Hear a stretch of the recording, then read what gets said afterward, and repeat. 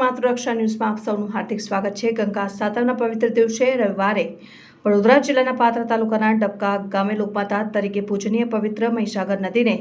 351 મીટરની ચુંદડીનો મનોરથ કરવામાં આવ્યો। નદીના કિનારે સમસ્ત ગ્રામજનો દ્વારા સર્વે જન કલ્યાણ અર્થે ચુંદડી મનોરથ ઉત્સવની ઉજવણી કરવામાં આવી, જેમાં મધ્ય ગુજરાતના જીવાતુરી સમાન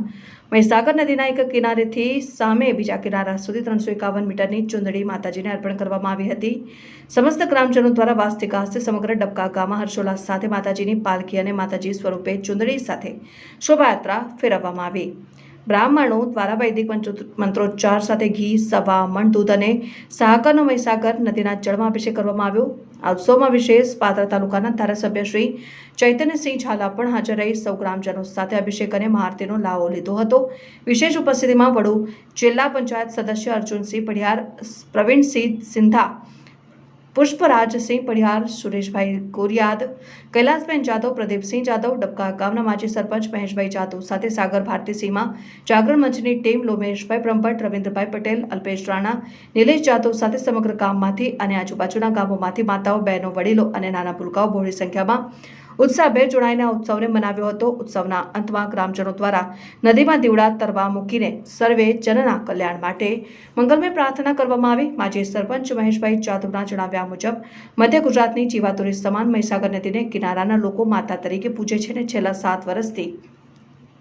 ગામના ભૂદેવ અને પ્રદ્યુમનસિંહ ચૌહાણની પ્રેરણાથી દર વર્ષે ગંગા સાતમના પવિત્ર દિવસે ડબકા ગામે સમગ્ર ગ્રામજનો ભેગા થઈને માતાજીના આ ઉત્સવને હર્ષોલ્લાસભેર મનાવે છે। વડોદરા જિલ્લાના પાત્ર તાલુકાના ડબકા ગામના મધ્યથી લોકમાતા તરીકે પૂજાતી માં મહીસાગર નદી પસાર થાય છે। મહીસાગર નદીના કિનારે પ્રાચીન સમયનું અતિ પૌરાણિક મહીસાગર માતાનું મંદિર આવેલું છે। પાત્રા તાલુકાના અનેક ગામોની આસ્થા સાથે જોડાયેલા ડબકા ગામે વારે તહેવારે ભાવિક ભક્તોનો જમાવડો જામેલો હોય છે ને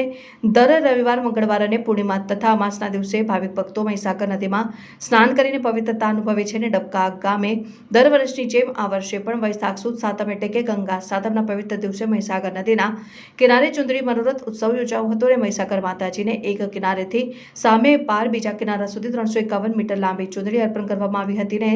10 દિવસ દરમિયાન ઘી, સાકર અને સવામણ ગાયના દૂધથી માતાજીને અભિષેક કરવામાં આવ્યો। સ્કંદ પુરાણના આધારે મહીનદી અને સતયુગમાં ચૂડામણી, દ્વાપર યુગમાં કર્ણભદ્રા, ત્રેતા યુગમાં પાપનાશિની અને કળિયુગમાં મહી નામ ધરાવતી મહીસાગર સ્નાન અને પૂજનનું ધાર્મિક મહત્વ પૌરાણિક દ્રષ્ટિએ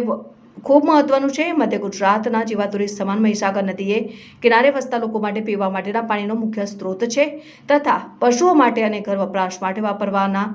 પાણી તરીકે ઉપયોગ કરવા માટેનું અહીંના લોકોનું મુખ્ય સ્ત્રોત છે। ભર ઉનાળે પણ કાળઝાળ ગરમી પડે છે ત્યારે નદીના નીર સુકાવા લાગે છે। એવી ગરમીમાં પણ અહીં ડબકા ગામે નદીના નીર પાણીની છલોછલ ભરાયેલા રહે છે અને ડબકા ગામના મુખ્ય પ્રવેશદ્વારથી શોભાયાત્રા સ્વરૂપે માતાજીની ચુંદડીને માતાજીનું સ્વરૂપ માની આખા ગામમાં શોભાયાત્રા ફેરવવામાં આવી હતી, જેમાં સમગ્ર ગ્રામ હર્ષોલ્લાસ સાથે જોડાયું હતું અને આખું ગામ વાજતે ગાજતે મહીસાગર નદીના ઘાટ પર પહોંચી કિનારેથી નાવડી દ્વારા સામે પાર બીજા કિનારા સુધી માતાજીને ચુંદડી ઉડાડીને ધન્યતા અનુભવી હતી અને આવેલ ભાવિક ભક્તો દ્વારા મહાઆરતી કરવામાં આવી, જેમાં દીવડાની આરતી કર્યા બાદ નદીમાં ઝાડના પાંદડામાંથી બનાવેલ દીવડા તરતા મૂકવામાં આવ્યા હતા અને સમગ્ર વાતાવરણ ભક્તિમય રીતે રંગાયું હતું ને